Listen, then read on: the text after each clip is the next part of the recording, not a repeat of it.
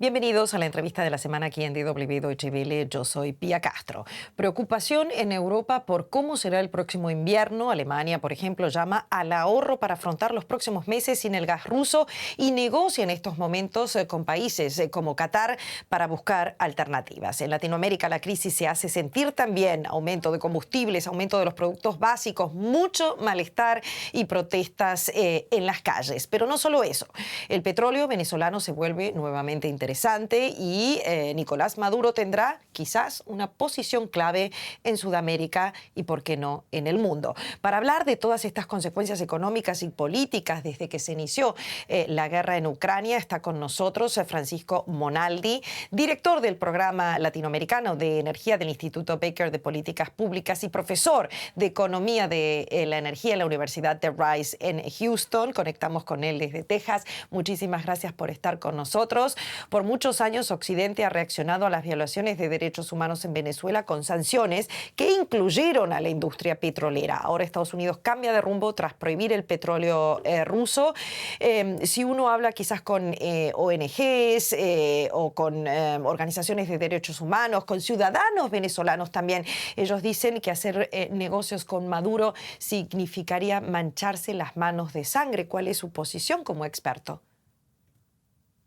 Sí, es un tema claramente complicado porque por un lado, si el régimen de Nicolás Maduro obtiene más ingresos por las exportaciones petroleras, eso claramente lo fortalece, pero por otro lado, las sanciones hasta ahora lo que han llevado es a que buena parte del flujo de ingresos sea un flujo totalmente opaco. Básicamente Venezuela hoy en día exporta fundamentalmente el petróleo a China a través de caminos oscuros, con barcos que cambian de nombre, etcétera, y tiene un descuento muy elevado y termina en bancos rusos y llegando incluso en Venezuela a veces en efectivo, generando gran corrupción y contribuyendo sin duda con la situación económica tan mala que ha tenido Venezuela en los últimos años. Entonces, por eso, desde hace algún tiempo en Estados Unidos se había estado planteando la posibilidad digamos, de una posición intermedia, que es básicamente permitir algunas exportaciones de petróleo desde Venezuela, pero canalizar los recursos de esas exportaciones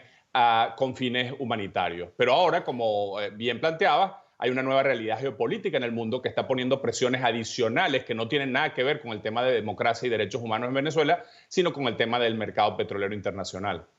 Claro, y ahora yo le pregunto, porque usted está directo en contacto continuamente con gente joven, usted es profesor, usted enseña, hay una discusión entre esta gente joven sobre la visión de lo que tiene que ser la política real, la realpolitik, lo que es lidiar quizás con personajes que mismo Estados Unidos está llamando dictador y que se está negociando, que hay un cambio de estrategia, hay alguna discusión por lo menos quizás moral al respecto. Estas son las paradojas de ciertos conflictos. Así es un tema, por eso es que, bueno, la política internacional siempre tiene ese componente de intereses más que ideales en muchos temas. Ahora, esto se monta encima de la, digamos, sensación de fracaso de la estrategia de cambio democrático en Venezuela y el hecho de que en la propia Venezuela buena parte de la población ha como aceptado que no va a haber cambio político en el corto plazo y se han enfocado más en temas de supervivencia económica, ¿no? Entonces, esa mezcla de cosas le ha quitado un poco, digamos, de fuelle al esfuerzo por lograr una transición democrática en Venezuela y combinado con esta situación internacional, sin duda pone a Maduro en una situación favorable para negociar. Dicho esto, yo creo que en Estados Unidos sigue habiendo una posición fuerte en términos de que hay que, digamos, presionar al gobierno de Maduro para que haga concesiones democráticas.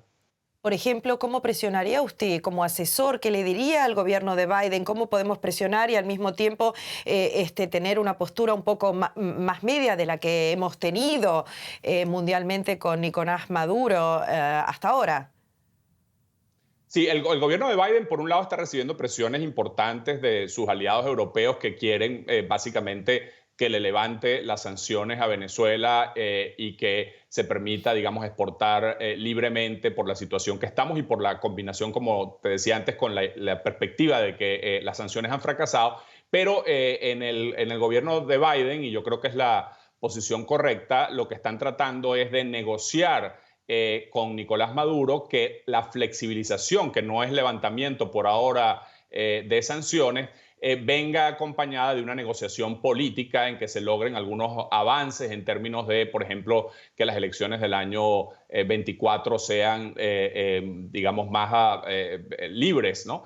Pero es un tema en que ha sido muy complicado de negociar porque Nicolás Maduro claramente se siente fortalecido y siente que no tiene que negociar mucho y que los americanos tienen, digamos, interés en que el petróleo venezolano fluya a Estados Unidos. Pero estamos en el medio de esa negociación. En este momento, Chevron, que es la empresa más importante de los Estados Unidos e internacional operando en Venezuela, está negociando con el gobierno de Nicolás Maduro para exportar petróleo a los Estados Unidos con una licencia del gobierno de los Estados Unidos.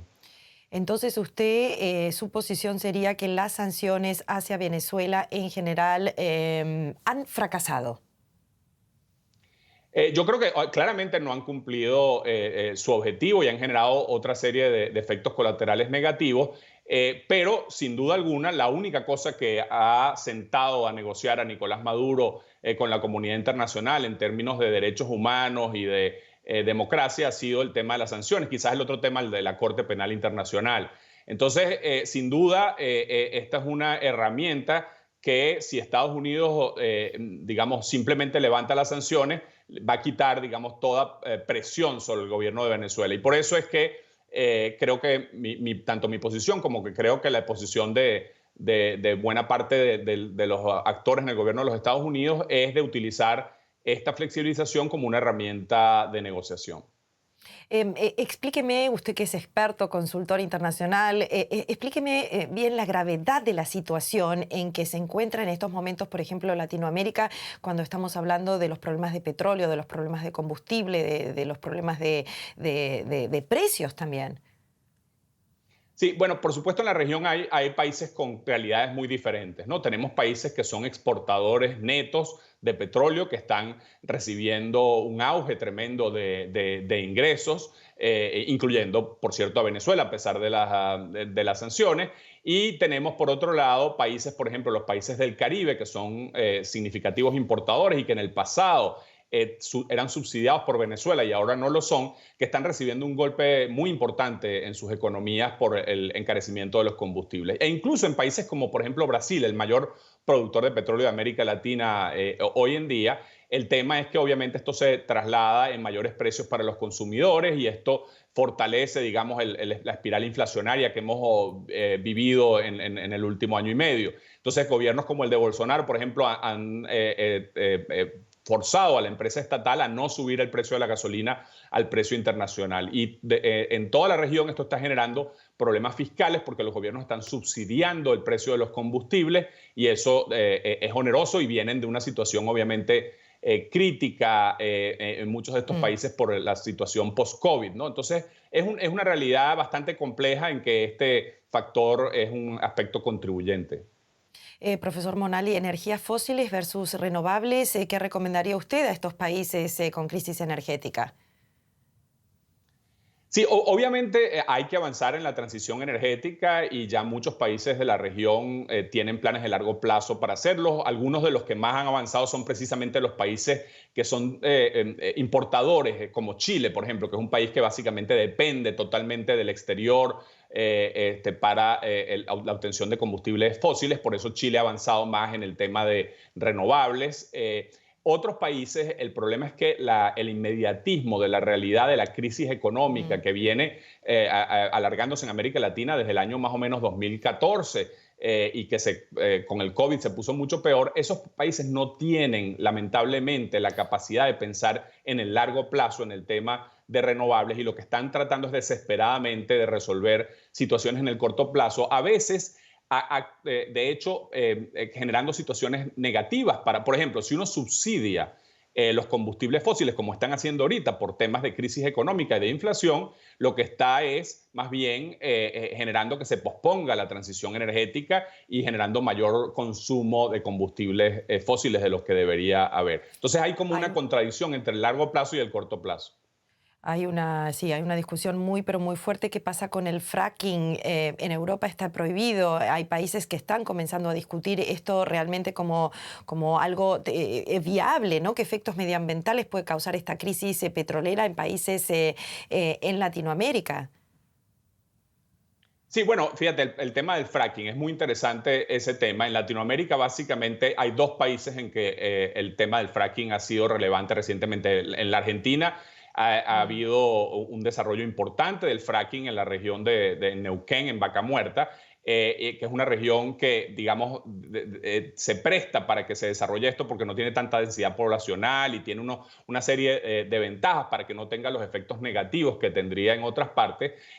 Pero obviamente eso se ha dificultado por la situación económica argentina, etcétera. Pero Argentina, digamos que está en una posición de desarrollar el fracking lo más posible. Mientras que en Colombia gana el presidente Petro prohibiendo el fracking, que era la gran esperanza de Colombia para evitar que su producción petrolera cayera. Entonces aquí tú ves esa tensión permanente entre los países, entre el tema económico, fiscal y de más corto plazo, de su necesidad de abastecimiento y de seguridad energética, con el tema de transición energética y el tema ambiental. Profesor Monaldi, usted puede entender también, por ejemplo, porque estamos hablando de cómo personajes como Maduro vuelven a la esfera internacional, pero quizás dejar claro que estamos teniendo un problema parecido también en Europa. Le decimos no al gas ruso y tenemos a países como Alemania, como Francia, que están negociando con otros países autocráticos como Qatar. Sí, claro. Obviamente el tema de la energía tiene un componente geopolítico que en este momento ha sido más resaltante que nunca, ¿no? Y tiene esas consideraciones de decisiones difíciles de tomar. Claramente, la crisis de la invasión de Ucrania ha generado en Europa una reacción tan fuerte que han estado dispuestos a, por un lado, sacrificar costos económicos muy importantes y por otro lado cambiar su política internacional con respecto a otros países autocráticos, ¿no? Y como esta crisis no parece que se va digamos, a resolver de una manera rápida y fácil en los próximos años, esto claramente pone de nuevo algunos actores como los países del Golfo Pérsico hasta cierto punto Venezuela en una posición de poder que hace que se tengan que olvidar un poco los temas de derechos humanos y de democracia, y eso por supuesto puede tener consecuencias muy negativas para los habitantes de estos países en términos de que la presión internacional para que eso mejore no va a estar allí. Profesor, muchísimas gracias por su tiempo. Un saludo a Texas Houston. Muchísimas gracias por estar con nosotros y aclarar un poco todo este panorama en esta crisis que comenzó después de la guerra en Ucrania con el petróleo, los combustibles y la situación mundial en estos momentos. Gracias por su tiempo. Gracias.